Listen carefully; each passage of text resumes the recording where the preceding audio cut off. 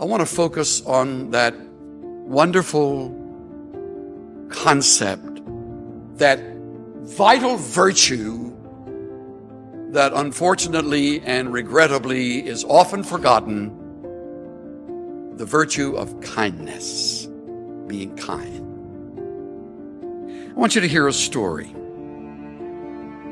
20 years ago, I drove a cab for a living. When I arrived at 2:30 in the morning, the building was dark except for a single light in a ground floor window. Under these circumstances, many cab drivers would just honk once or twice, wait a minute, then drive away. But I had seen too many impoverished people who depended on taxis as their only means of transportation to drive away. Unless the situation smelled of danger, I always went to the door. So I walked to the door and knocked.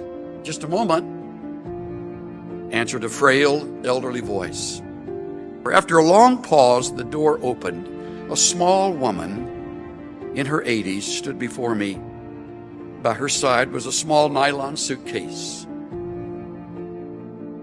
"Would you carry this bag out to the car for me?" she said. I took the suitcase out and returned to assist the woman.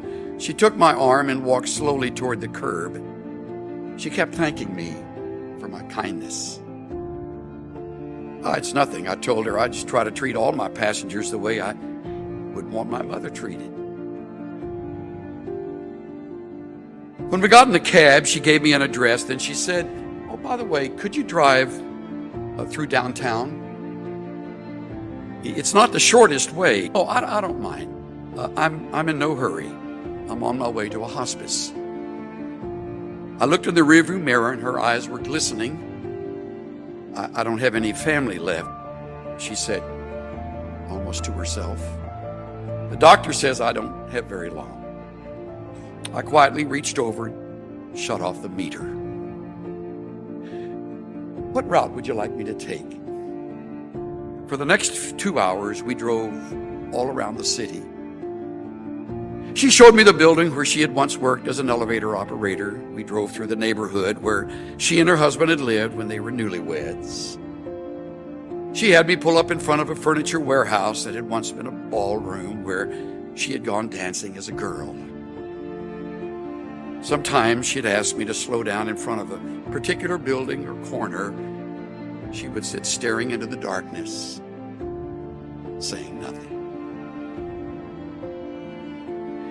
As the first hint of sun was creasing the horizon, she suddenly said, "Okay, I'm ready. Let's go now."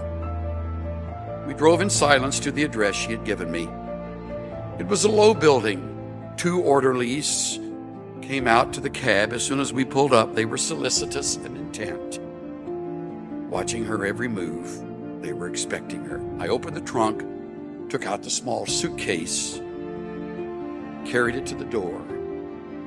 The woman was already seated in a wheelchair.